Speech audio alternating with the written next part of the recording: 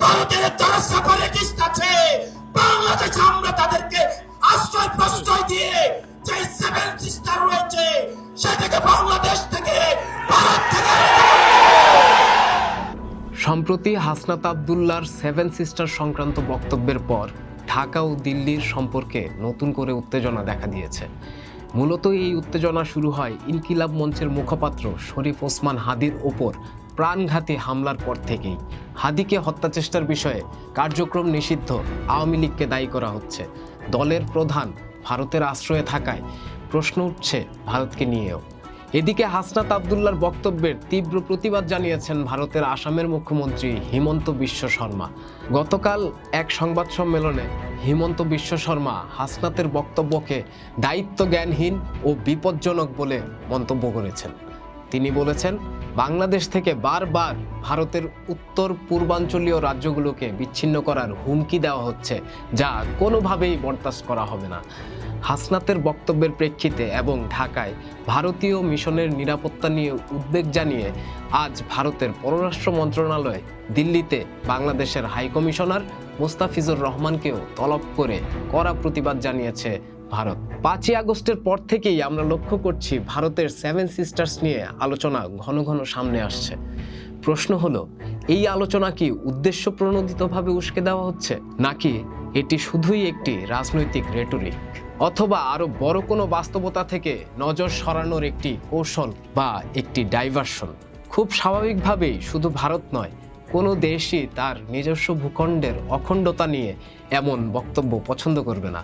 আমাদের দেশের কোনো অঞ্চল নিয়ে অন্য কোনো রাষ্ট্র যদি এমন মন্তব্য করে, তাহলে নিশ্চয়ই আমরাও তা ইতিবাচকভাবে নেব না। তবে কেন এমন মন্তব্য করা হচ্ছে তা বুঝতে চলুন ফিরে যাই ওসমান হাদিকে হত্যা চেষ্টার ঘটনায়। শুক্রবার রাতে শরীফ ওসমান হাদিকে গুলি করার পর ঘাতকরা যে পথ ব্যবহার করেছে সেটি কোনো সাধারণ পালানোর রুট নয়, বরং এটি একটি সুপরিকল্পিত অপারেশন। ঘটনার পর তারা প্রথমে মোটরসাইকেলে শাহবাগ, বাংলা মোটর, কাওরান বাজার, ফার্মগেট হয়ে আগারগাঁও যায়। সেখান থেকে প্রাইভেট কারে করে আশুলিয়া হয়ে ময়মনসিংহ ব্রিজ পার হওয়ার সময় আবারও প্রাইভেট কার পরিবর্তন করা হয়। এই গাড়িটি হালুয়াঘাটের ধারাবাজার এলাকায় একটি পেট্রোল পাম্পে গিয়ে থামে। সেখানে 3 জন যুবক এসে তাদের 2 জনকে মোটরসাইকেলে তুলে নেয়। তাদের নিয়ে যাওয়া হয় হালুয়াঘাটের ভুরিপাড়া এলাকায়। রাত আনুমানিক 2:30টা পর্যন্ত সেখানে অবস্থান করার পর তারা সীমান্ত পার হয়ে ভারতের মেঘালয় রাজ্যের পশ্চিম গারো পাহাড় জেলার একটি পৌরসভা এলাকা তুরায় পৌঁছায়। এই পুরো রুটে লক্ষ্য করুন, 2 বার প্রাইভেট কার পরিবর্তন হয়েছে, 2 বার মোটরসাইকেল পরিবর্তন হয়েছে।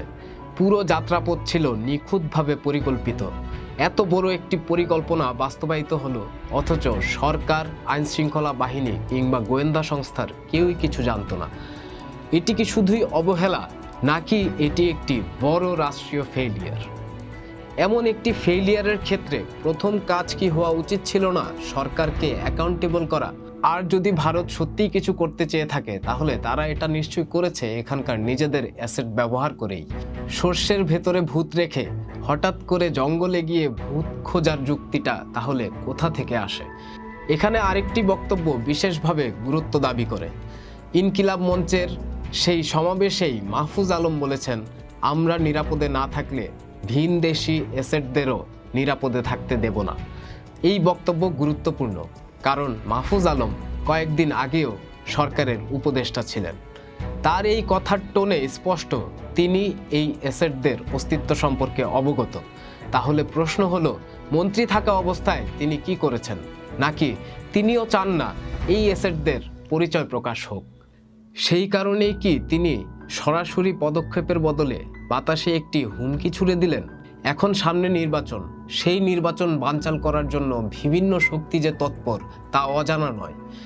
এই সময়ে মূল আলোচনা হওয়া উচিত ছিল এই ধরনের ফেইল্ড প্রশাসনের মাধ্যমে কিভাবে ষড়যন্ত্র প্রতিহত করা যাবে এবং কিভাবে সরকারকে তার ব্যর্থতার জন্য জবাবদিহির আওতায় আনা যাবে। ছাত্র সংগঠনগুলোর মধ্যে সরকারকে অ্যাকাউন্টেবল করার চেষ্টা দেখা গেলেও রাজনৈতিক দলগুলো কার্যত নীরব।